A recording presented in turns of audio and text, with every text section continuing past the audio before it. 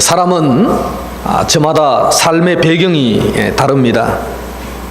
어떤 사람은 태어날 때부터 금수저로 태어나는 사람이 있습니다. 어떤 사람은 초라하기 짝이 없는 흙수저로 태어나는 사람들도 있습니다. 어떤 사람은 믿음이 좋은 3대째 믿는 집안에 태어난 사람도 있고, 어떤 사람은 집안에 영적으로 아주 혼란한 그런 가정에서 태어나는 사람들도 있습니다. 사람은 그 배경에 따라서 그 인생이 달라질 가능성이 매우 높습니다. 여러분, 사람만 배경이 있는 것은 아닙니다. 영화나 드라마도 배경이 있습니다. 문학 작품에도 배경이 있습니다. 그 배경을 잘 이해하고 있어야 그 드라마나 그 영화를 소화할 수가 있다는 것입니다. 2015년에 출시된 영화 베테랑이라는 영화가 있습니다. 저는 그 영화를 보면서 참 이렇게 재벌들이 참 엉망으로 사는구나, 재벌들의 삶이 얼마나 문제가 많은가, 이런 것들을 개인적으로 느끼게 되었는데, 그 드라마도 그 영화도 알고 보니까 지금 현재 우리나라에 있는 어떤 대기업을 배경으로 하고 있다는 것입니다. 정말 실제로 있는 대기업을 배경으로, 물론 그 영화를 똑같이는 만들지 않았지만 재미있게 구성을 했다는 얘기를 들을 때 참 마음이 허망하다, 그런 생각이 들었습니다. 오늘 우리가 읽은 시편도 바로 배경을 이해하고 알아야 풀리는 그런 시이다, 이렇게 말할 수가 있습니다. 성서학자들은 본문의 배경을 매우 궁금해하면서 연구를 했는데 결론은 다 똑같았습니다. 그 결론이 뭐냐 하면 이 시편 125편은 평상시에 지은 시가 아니다. 언제 지은 시라고요? 평상시에 지은 시가 아니다. 그러면 상당히 나라가 어려울 때, 환난 가운데 있을 때 지은 시다. 이것에 대해서는 성서학자들이 공통된 입장을 발표를 했습니다. 여러분, 오늘 시를 읽어보면 평안할 때 지은 시가 아니라 뭔가 나라가 뒤숭숭하고 나라가 혼란 속에 있고 뭔가 굉장한 어려움 속에 있을 때, 그때 이 시를 썼구나 하는 것을 우리가 단방에 알 수가 있게 되는 것입니다. 이렇듯 다른 민족에게 지배를 받는 요동하는 사회, 희망이 없어 보이는 사회, 불안한 사회, 끝이 보이지 않는 격동의 사회 속에서 이 시를 썼다. 이 시의 배경이 바로 그러한 배경이라는 것을 우리가 먼저 이해해야 이 시가 풀리게 된다는 말씀입니다. 우리 그리스도인들이 어떻게 흔들리지 않고 어떻게 이 불안한 사회 속에서도 믿음을 지키며 굳건하게 살아갈 수 있는가, 그것을 오늘 시인은 우리에게 말씀을 하고 있는 것입니다. 그것을 배경으로 오늘 이 시편 125편은 기록되어졌다고 볼 수가 있습니다. 본문을 자세히 읽어보면 마치 오늘날 우리 시대의 배경과 같아 보입니다. 오늘날 우리나라는 겉으로는 자주 독립국가인데 지금 관계하는 걸 보면 무기를 그냥 줘놓고 또 돈 달라 협박하고 공갈당하고, 북쪽에서는 북쪽대로, 미국에서는 미국대로, 일본은 일본대로, 중국은 중국대로 사면에서 이 나라를 공격하고 압박하고 밀어붙이는 이 혼돈한 사회, 아마 이런 사회의 배경이 바로 오늘 시인의 배경이다, 그렇게 말할 수가 있다는 것이죠. 여러분, 겉으로 보이는 어떤 이런 어떤 현상적인 배경, 그것뿐만이 아닙니다. 더 나아가서는 영적인 배경이 있어요. 아주 혼란합니다. 영적으로 이 나라도 지금 우리 주변도 너무나 혼란합니다. 정말 많은 문제들이 발생합니다. 컴퓨터가 얼마나 좋은 겁니까? 근데 그것을 통해서 수많은 사람들이 도박에 빠지고, 수많은 사람들이 성인물에 빠지고, 수많은 사람들이 채팅에 빠지고, 하여튼 문제가 많이 발생하는 영적 어두움의 배경이 오늘 시의 배경이다, 그렇게 생각한다면 이 시는 그 시대의 배경이 아니라 오늘 우리 시대의 배경이다, 그렇게 보면 말씀을 잘 이해할 수가 있다는 것입니다.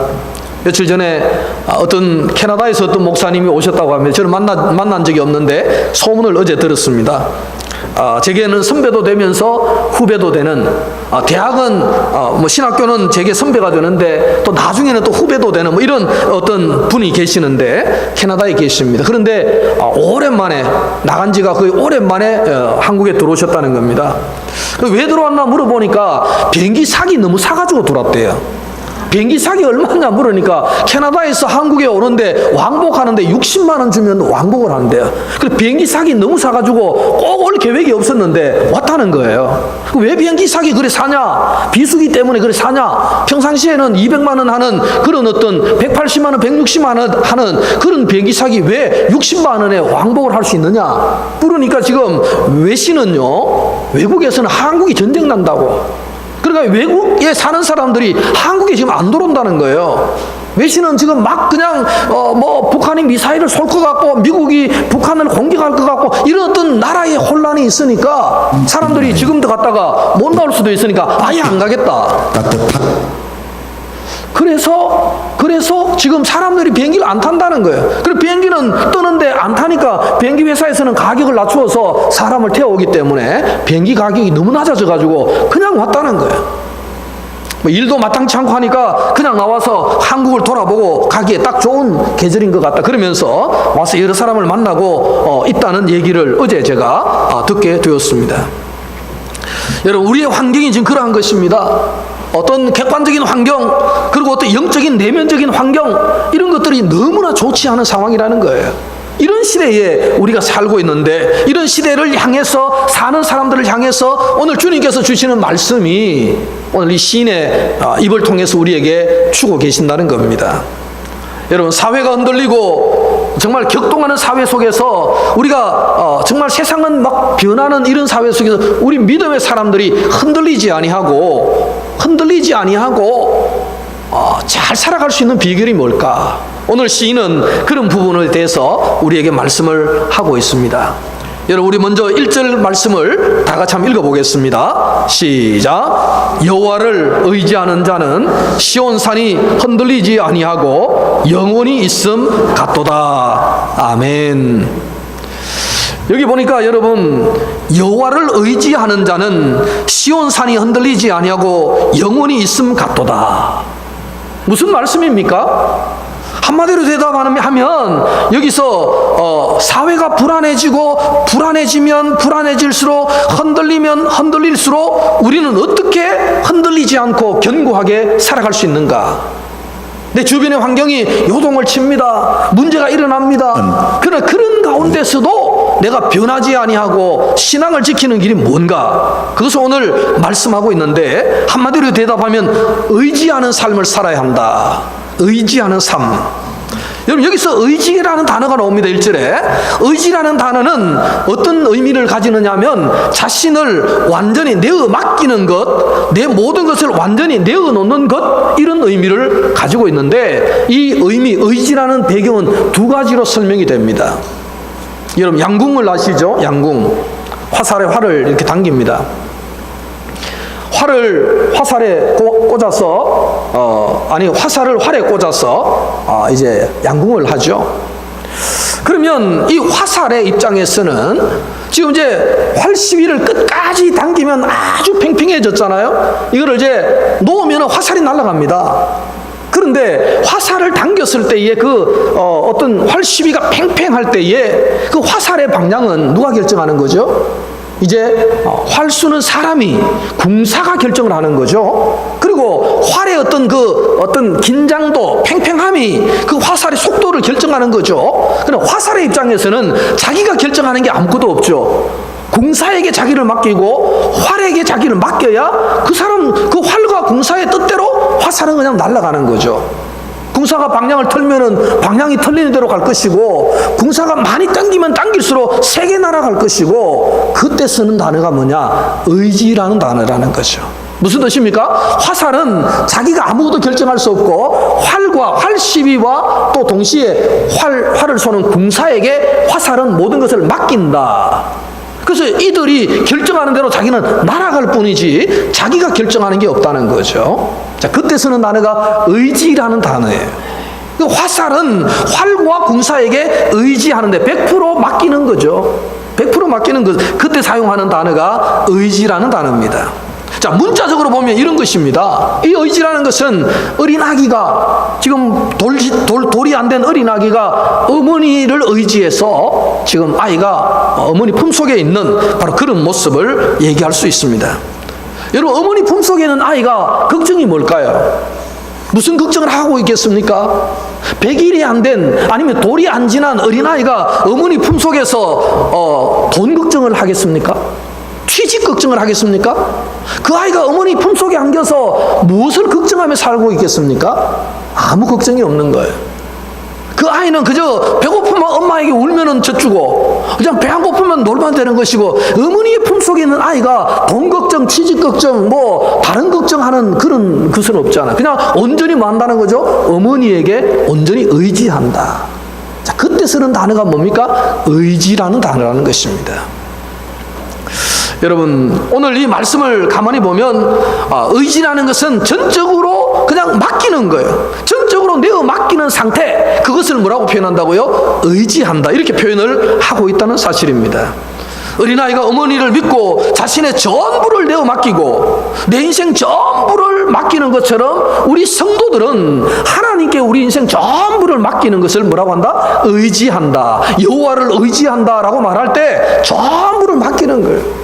내가 염려하고 걱정하는 것이 아니라 하나님께 다 맡기는 것인데, 누구에게 맡겼냐라는 대상이 중요하다는 거죠. 오늘 말씀에는 여호와를 의지하는 자는 여호와께 맡긴다는 거죠. 오늘 이 말씀은 혼돈한 세상 속에서 흔들리지 않을 수 있는 사람은 누구냐? 여호와께 뭘 맡긴다? 전부를 맡긴 사람은 흔들리지 않는다. 할렐루야. 하나님께 맡기고 여호와께 맡긴 자는 흔들리지 않는다. 1절에서 말씀을 합니다. 여러분, 우리는 어떤 종교적인 의식을 좋아합니다. 그래서 예배에 참여하면 오늘 내가 무사하겠지, 뭐 이런 마음이 들고, 예배를 안 드리면 굉장히 불안해하죠. 자, 이것은 어쩌면 하나님께 맡긴다기보다는 의식에 맡길 수 있습니다. 종교의식, 종교 행사에 참여했다, 나는 안 했다, 그런 걸로 자기를 판단할 수 있는데, 그런 것이 아니고 하나님께 진심으로 삶을 맡기는 삶, 그 상태, 그것을 뭐라고 하느냐? 의지하는 상태다, 이렇게 말씀을 한다는 것입니다. 자, 여러분, 그러면 여러분들이 하나님을 의지하고 사는지 의지하고 아니하고 사는지 어떻게 알 수 있느냐? 오늘 말씀에 분명히 두 가지를 얘기하는 거죠. 첫째는 하나님을 의지하는 사람은 뭐가 없다? 흔들리지 않는다. 명쾌하게 얘기하는 거죠. 흔들림이 없다. 삶이 왔다 갔다 하지 아니하고 일관성 있게 그냥 흔들리지 않고 간다. 그렇게 표현을 하고 있는 것입니다. 여러분, 여호와를 의지하는 자는 시온산이 흔들리지 아니하고 영원히 있음 같도다. 오늘 그렇게 1절에서 말씀을 했습니다. 여러분, 우리가 가끔 여름에 태풍이 오잖아요. 제가 작년에 바람이 세게 불 때 저는 제일 걱정하는 게 화단에 그 가시나무가 하나 있습니다. 가시나무. 이게 키가 억수로 커요. 작년에 태풍이 오니까 이게 완전히 넘어져가지고 그 뿌리가 뽑힐 듯이 이렇게 흙이 그냥 물이 많이 들어가 있으니까 넘어져 있더라고요. 그것을 제가 서장로님 보고, 장로님 이것 좀 어떻게 해보세요 하니까, 장로님이 장갑 가져가 이 지주대를 세게 박아가지고 지금 꽉꽉 묶어놨기 때문에 태풍이 와도 지금 안 넘어가요. 꽉 묶여 있는 거죠. 흔들리지 않습니다. 여러분, 태풍이 오면요, 간판이 떨어지고 낙엽이 떨어지고 나무가 부러지고 뭐 다 변해도 뭐는 태풍에 흔들리지 않는 것입니까? 오늘 성경에 보니까 산은 안 흔들린다는 거예요. 산. 여러분, 혹시 태풍에 성암산 날아갔다는 소문 들어본 적이 있습니까? 태풍에 백사산 무너졌다는 소문 들은 적이 있습니까? 안 날아갑니다. 산은 그래도 견고하게 있는 거예요. 자, 오늘 시인은 그런 것을 말씀을 합니다. 여러분, 여호와 하나님을 의지하는 사람은 흔들리지 않는데, 시온산, 예루살렘이 있는 그 시온산이 변함없이 있는 것과 똑같이 계속 있다. 흔들리지 않는 거예요. 나무는 부러지고 뭐 간판은 떨어지고 뭐 그럴지라도 하나님을, 여호와를 의지하는 자는 뭐 하지 않는다? 산이 요동하지 않는 것처럼 우리의 삶도 요동하지 않는 삶을 살 수 있다. 오늘 시인은 분명하게 말씀을 합니다. 여러분, 첫째는 하나님을, 여호와를 의지하는 자는 흔들리는 신앙이 아니다. 이것을 처음으로 말씀하고요. 두 번째는 이 시온산은 어떤 산입니까? 시온산이 흔들리지 않는다라고 할 때 시온산은 어떤 산이냐? 하나님이 앉아서 세상을 통치하는 산이 무슨 산일까요? 시온산입니다.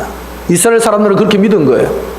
하나님이 어디에 임재하시느냐? 시온에 임재하시죠. 시온산은 변함이 없고 하나님이 좌정하셔서 온 세상을 다스리는 산이 어떤 산이냐? 시온산인데, 그 시온산과 같다, 이렇게 말씀합니다. 시온산은 하나님의 보좌가 있는 곳, 하나님이 시온산 보좌에 앉으셔서 만물을 다스리는 산, 그 산이 시온산인데 그 산에 있는 것과 같다. 하나님을 의지하는 사람은 뭐 한다고요? 환경을 다스린다. 환경에 흔들리는 사람이 아니고 뭐 한다? 환경을 다스리는 사람이다. 성경은 말씀합니다. 여러분, 사람은 두 종류의 사람이 있습니다. 환경 지향적인 사람이 있고 믿음, 신앙 지향적인 사람이 있어요. 무슨 뜻입니까? 환경 지향적이라는 것은 환경에 따라서 늘 바뀌는 거예요. 환경에 따라서, 그리고 사람에 따라서, 주변의 환경, 외적 조건 뭐 이런 거에 따라서 왔다 갔다 하는 거예요. 왔다 갔다 하는 거. 누가 이런 말 하면 그걸 홀 넘어갔다가, 누가 저런 말 하면 절로 확 넘어갔다가 왔다 갔다 하는 삶, 환경에 의해서 움직이는 삶, 그런 삶이 하나 있죠. 또 반면에 어떤 환경이 올지라도 전혀 흔들리지 않으면서 믿음으로 신앙으로 힘있게 달리는, 흔들리지 않는 삶도 있다는 거예요. 근데 오늘 이 하나님을 의지하는 자, 여호와를 의지하는 자는 어떤 사람이냐? 환경에 따라서 흔들리지 않는 변함없는 사람과 같다, 산과 같다, 시온산과 같은 인생을 살아갈 수 있다라고 말씀합니다. 사랑하는 성도 여러분, 여러분은 어떻습니까? 세상의 변화에 따라서 모든 것이 흔들리는 존재입니까? 그렇다면 여러분은 하나님을 의지하고 산 것이 아닙니다. 그렇죠? 조금 아프다고 뭐 난리를 치고 세상이 다 무너진 것처럼, 조금 경제가 어렵다고 세상이 다 무너진 것처럼 난리를 친다면 흔들리는 삶이에요. 그러나 이러나 저러나 이래도 저래도 변함없이 믿음에 따라 살아가는 삶은 흔들리지 않는 삶인데, 그런 삶이 누구냐? 여호와를 의지하는 삶이다. 성경의 말씀은 확실하게 말씀을 하고 있습니다. 사랑하는 성도 여러분, 여호와를 의지하는 자는 시온산이 흔들리지 않은 것 같이 굳건히 선다는 사실을 분명히 믿으시기를 축원합니다. 2절 말씀을 우리 한번 읽어보겠습니다. 2절 다 같이 시작. 산들이 예루살렘을 두름과 같이 여호와께서 그의 백성을 지금부터 영원까지 두르시리로다. 아멘. 그러면 우리는 왜 여호와를 의지해야 됩니까? 여러분, 우리가 사는 경산은 어제나 오늘이나 성암산이 지켜주고 백자산이 지켜주고 우리 경산을 보호하고 있습니다. 여러분, 성암산 산맥과 백자산 산맥이 이 경산이나 도시를, 작은 도시를 두르고 있잖아요. 이렇게 둘러싸고 있습니다. 그래서 경산은 분지라는 것입니다. 예수 믿는 것이 죽어서 천국 가는 것만이 아니라 지금 현재 이 땅에 살아가는 오늘 우리를 하나님이 둘러보고 계신다, 두르고 계신다. 비바람이 오든지 태풍이 오든지 무엇이 오든지 상관없이 하나님이 믿는 자들을, 여호와를 의지하는 자들을 막고 계신다. 하나님이 두르고 계신다.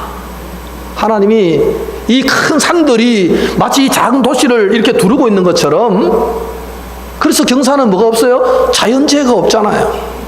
그죠? 이 분지 속에 있는 대구나 경산은 자연재해가 없잖아요. 인재는 많죠. 가스가 폭발하고 지하철이 폭발하고 이런 거는 많지만 홍수 나서 많은 사람이 이재민 나 이런 거는 거의 잘 없죠. 왜? 산들이 잘 보호하고 있기 때문에 그렇습니다. 여러분, 예수 믿는 것은 죽어서 천국 가는 것만이 아니라 지금 이 시간에 하나님을 의지하며 믿음의 생활을 하는 사람들을 하나님이 뭐 하신다고요? 두르고 계신다, 보호하고 계신다. 오늘 분명히 말씀을 하고 있는 것이, 이것이 바로 성경의 진리입니다. 우리 눈에는 보이지 않지만 하나님은 지금도 우리를 두르고 계시고 살피고 계심을 믿어야 한다라고 분명히 말씀을 하고 있다는 것입니다. 창세기 28장에 보면은 야곱이 도망가는 장면이 나옵니다. 누구를 피해서 도망갔을까요? 형을 피해가지고. 형에게 뭐 했습니까? 형을 속였거든요. 형을 속여가지고 장자권을 빼앗았습니다. 그리고 형이 막 죽이려고 하니까 무서워서 도망을 가는데 어디로 갔냐면 저 먼 외삼촌 외갓집으로 도망을 갔습니다.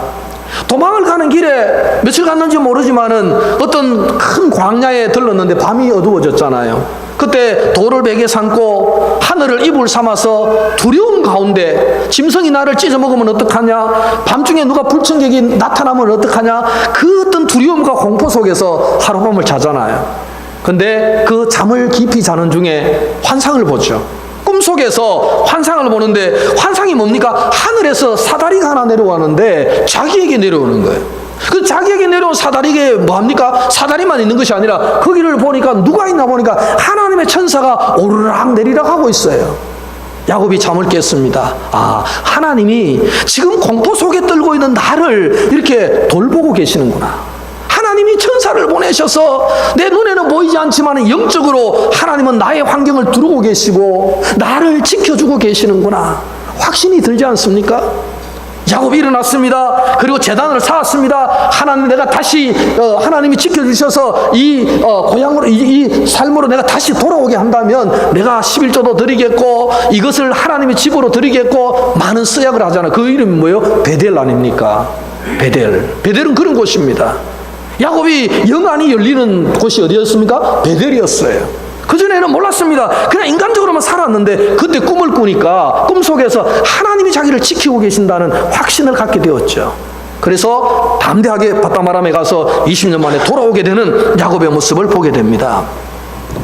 열왕기하 6장에 보면 엘리사가 나오죠. 아람의 군대가 엘리사를 잡아오라고 합니다.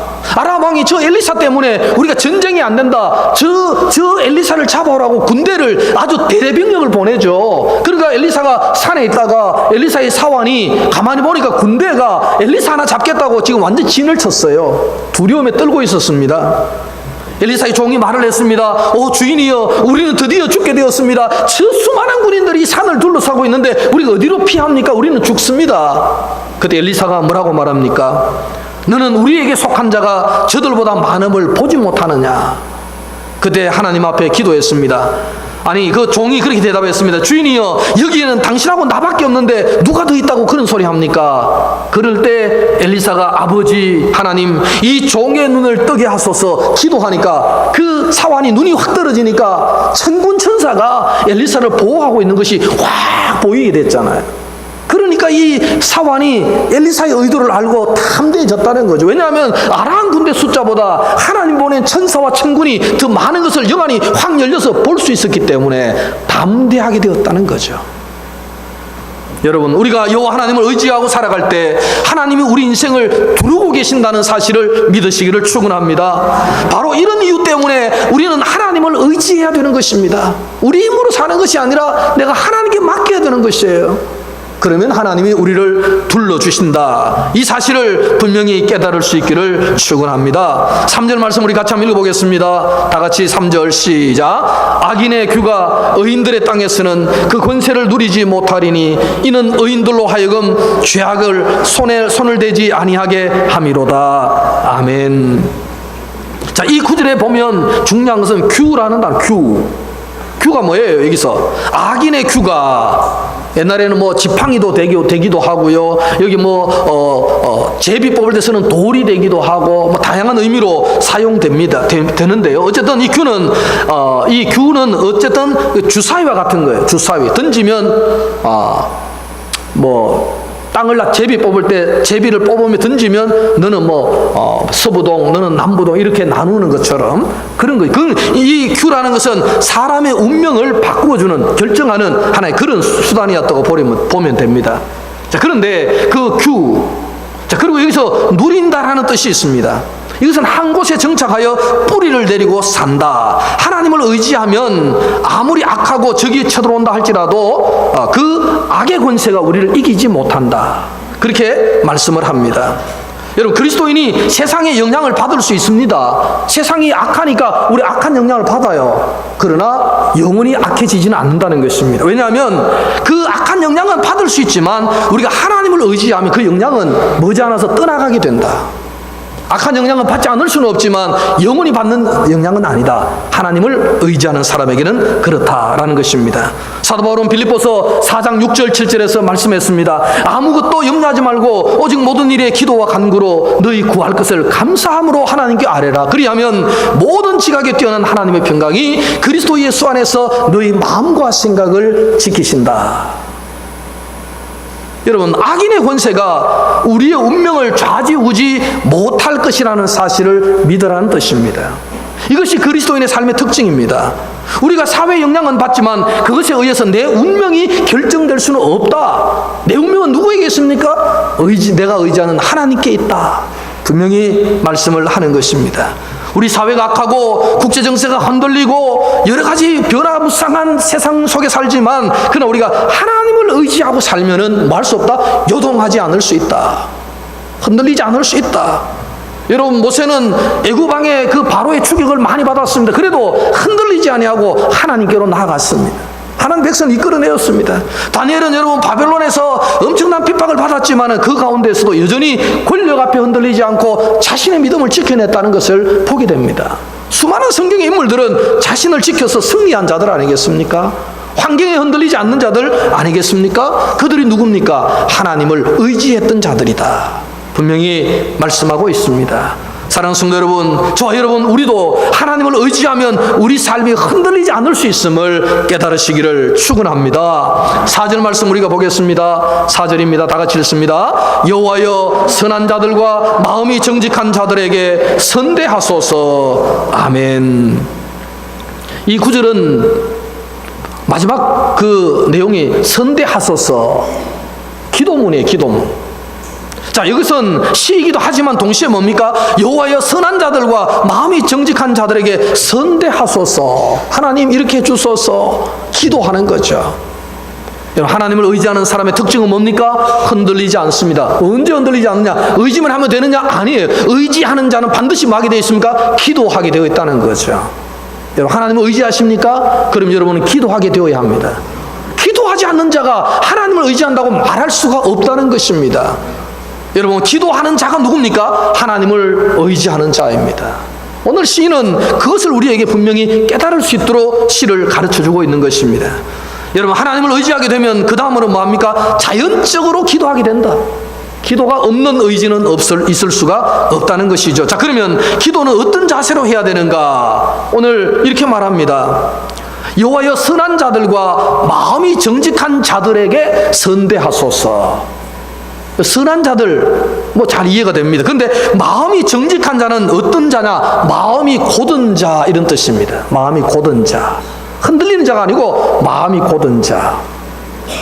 자, 이 말은요, 이 단어는 다른 표현으로 빌리면 고속도로 같은 자, 이런 말도 됩니다. 마음이 곧다는 것은 쫙 뚫렸고 지장이 없다는 거죠. 쫙 빠진다는 거예요. 평평하다는 거예요. 제가 20 몇 년 전입니다. 처음으로 중국을 갔습니다. 중국에 그때 20몇 년 전에 방문을 신학교 다니면서 처음으로 갔었는데요. 제가 참 인상적인 건 많이 봤습니다. 그런데 중국은 그때 차가 별로 없었어요. 중국은 지금 한 20년 만에 자동차를 생산하는 나라잖아요. 엄청나게 자동차가, 지금은 막 북경은 서울보다 더 트래픽이 심하잖아요. 그런데 그때는 제가 어디로 갔느냐? 백두산으로, 연길로 막 절로 이제 다니니까요. 그때는 이제 고속도로를 뚫고 있는 중이에요. 공사를 한참 하고 있습니다. 그런데 고속도로 우리 버스가 달리는데 차가 우리 차밖에 없어. 앞으로도 없고 뒤로도 차가 없어. 도로만 쫙 뚫려 있는데 중국 땅이 보통 넓습니까? 만주 가보면 그냥 계속 가도 하루 종일 가도 벌판 아닙니까? 그런데 고속도로만 있는 거기에 차가 없어. 차가 없으니 뭐가 없다? 휴게소도 없어. 물 사 먹을 데도 없어요. 화장실도 없어요. 그래 가다가 차 대놓고 조금 숨어가지고 이쪽, 남자는 이쪽, 여자는 저쪽 가서 자연 방류하고 또 타고 가고, 휴게소도 없을 때. 근데 고속도로가 너무 신기한 게 차가 없다는 사실. 정말 우리가 가는 버스밖에 없는 것 같아요. 앞으로 봐도 뒤로 차를 잘 못 봐. 한참 가면 한 대 지나가고 뭐 이런 추세인데, 고속도로가 얼마나 이게 잘 뚫려 있는지 몰랐어. 공사 중이었습니다. 오늘 여기서 말하는 4절에서 말씀하는 여호와여 선한 자들과 마음이 정직한 자들에게 선대하소서. 하나님과 소통이 확 드는 사람을 말하 선대하소서, 이런 뜻입니다. 여러분, 기도하는 자는 하나님과 반드시 뭐 하게 되어 있습니까? 소통하게 되어 있습니다. 소통이 원활하게 쫙 되게 되어 있는데, 거기는 어떤 장애물도 걸림도 없는 소통이 이루어지게 되면 그 사람은 어떤 사람이냐? 하나님을 진정으로 의지하는 자가 된다는 것입니다. 여러분, 우리가 어떤 마음으로 기도해야 되는가? 하나님과 나 사이에 방해물이 없도록 기도해야 되는 거죠. 죄가 없고 허물이 없고 또 게으름이 없고 부족한 헌신이 없고 여러 가지 더러운 이끼들이 빠진 상태, 하나님과 원활하게 소통되는 상태, 그때가 언제냐? 진정으로 하나님을 의지하는 상태다. 우리 모든 성도님들은 그런 상태가 되기를 축복합니다. 그때 하나님은 우리의 기도를 들어주신다는 것입니다. 우리가 지금은 격동하는 사회, 아주 어두운 영적 문화 속에 살아가고 있지만, 그렇기 때문에 우리는 방해받지 않는 기도의 삶으로 나갈 필요가 있는 거예요. 교회를 위해서 기도해야 됩니다. 어제 우리 집에는 네 식구가 오랜만에 또 모였습니다. 모여가지고 제가 물었습니다. 아들아, 너는 대통령 후보를 결정했냐? 이래 물으니까 아버지 그것은 비밀이잖아요. 이렇게 대답해요. 야, 그래도 아버지한테는 좀 얘기해 줄 수 있지 않냐? 그래도 아직은 비밀입니다. 부자지간의 대화를 그렇게 했습니다. 그러면서 묻습니다. 아버지는 결정을 했습니까? 야야, 아버지도 결정을 못했다. 그래서 하는 말이 결론이 뭘까요? 야야, 우리가 기도하자. 아직 열흘이나 남았지 않느냐? 다음 주에는 네가 나한테 말해줄 수 있겠니? 물으니까 저희 아들이 하는 얘기가 아버지 그것은 비밀이잖아요. 절대 말을 안 해요. 뭐 딸하고는 좀 이런저런 의견을 많이 교환하는데 이 아들놈은 도대체 말을 안 하기 때문에 저 속이 저게 혹시 내가 싫어하는 그 사람 찍는 거 아닌가 이런 불안한 마음이 살짝 들어요. 저도 그렇지만은 뭐 지 자유니까 지 권리니까 내가 방해할 수는 없잖아요. 그래서 내가 유도하려고 대화는 좀 하자 이렇게 이제 바람은 잡아놨는데 다음 주 토요일에 어떤 반응을 보일지 궁금해집니다.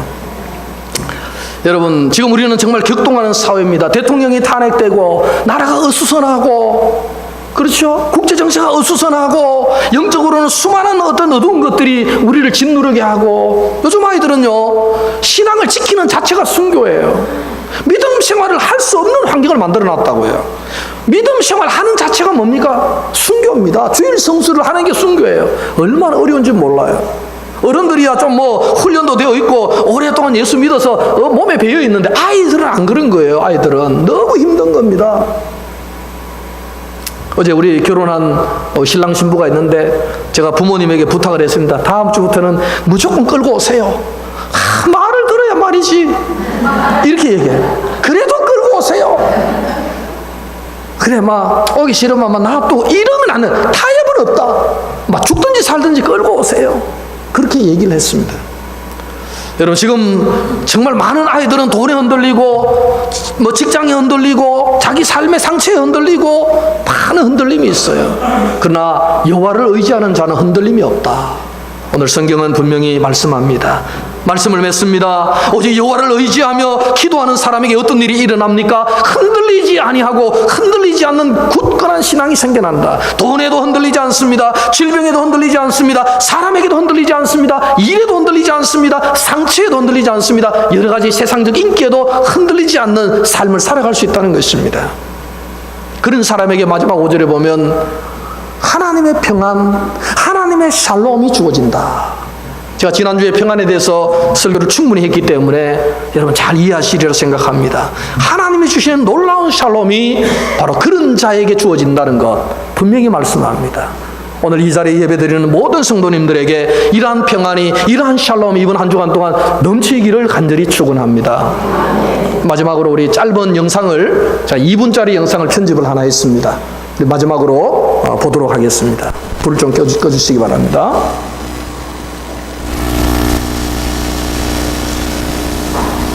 소리가 들리도록 해주셔야 되는데요.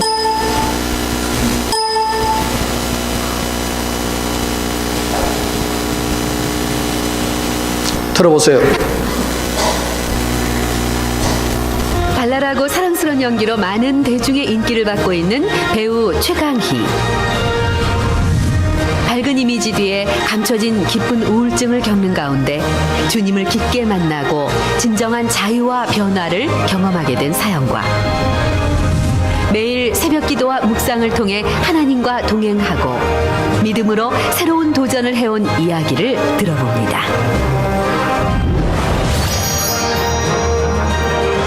신앙이 없었어요. 그래서 교회 때우고 가고 그러니까 예배 시작 전에 잠깐 들어왔다가 앉았다가 이제 앉아서 막 딴 생각하고 뭐 쇼핑 뭐 살지 아니면은 내일 그거 연기 어떻게 할지 그러니까 아예 작정하고 그냥 예배 기억에 남는 게 하나도 없어요. 아, 네. 엄마랑 그냥 같이 가주기만 하는 거였군요. 퍽 터지면서 갑자기 이렇게 하면서 우는데 제가 그러는 거예요. 살려주세요. 근데 제가 지금 느끼기에 그게 상상해 봤을 때 살려주세요가 강한 것 같아요. 여기 되게 큰 소리보다 지금도 그 비밀을 아는데 정말 죽을 것 같아 살려달라고 했을 때는 들어주셨던 그러니까 것 같아요. 녹화할 때, 촬영할 때 주일날 촬영 안 하겠다 그래서 뭐 약간은 대견하다 하기도 하고 걱정도 되셨죠? 약간은 걱정도 됐어요. 왜냐하면 예. 다른 스케줄에 다른 사람한테 피해를 줄 수도 그쵸. 있으니까 예. 어떻게 그런 담대함이 있었을까요? 제가 감독님한테 그랬어요. 저는 뭐 주의를 빼달라. 이런 거 싫다고. 저는 캐스팅 얘기가 들어왔을 때 그러니까 이렇게 생각하시면 된다고. 저는 환자라 아직 주일날은 교회에 좀 가서 쉬는 날이 하루 필요한데 네네. 그게 주일이었으면 좋겠다. 그럼 정말 열심히 일하겠다. 그래서 다른 불만은 하나도 하지 않았어요. 그런데 그래서 그게 만약에 힘들면 제가 아직은 좀 그렇기 때문에 다른 분을 구해보시면 훨씬 좋을 것 같다고. 네네. 근데 주의를 그렇게 해주시겠다고 아예 사인을 해주신 거예요. 그다음부터 논쟁을 한 적도 없고요. 감독님이 그냥 첫 회부터 끝에까지 지켜주셨고 하루만 그 양해를 부탁하셔서 대본이 안 나오니까 네네. 주일날 일부 예배를 드리고 촬영장에 가게끔. 네네. 대신 주일이 지나는 12시에 콜이에요. 딱 피해. 새벽 12시에. 기도하겠습니다. 살아계신 하나님 아버지, 세상은 온통 흔들림과 위기와 영적 혼란함과 우리를 우겨 살려고 하는 악한 세력들이 득실되는 세상 가운데 우리가 승리자로 살아가기가 무척 어렵습니다. 오늘 주님 말씀하시기를 여호와를 전적으로 의지하는 자는 흔들리지 아니하고 분명히 말씀해 주셔서 감사합니다. 세상이 혼란 속에 있을지라도 믿음의 사람들은 주님께 의지함으로 흔들리지 않을 수 있는 삶을 허락하여 주옵소서. 주의를 성수하며 하나님의 나를 기억하며 하나님과 소통하며 고속도로가 뚫린 것처럼 하나님과 기도로 소통할 때에 우리의 삶이 변함없이 흔들리지 않는 삶이 되게 인도하심으로 요동하지 않는 산처럼 시온산처럼 견고하게 살아가는 죄들 되게 인도하여 주옵소서. 예수님의 이름으로 기도드리옵나이다. 아멘.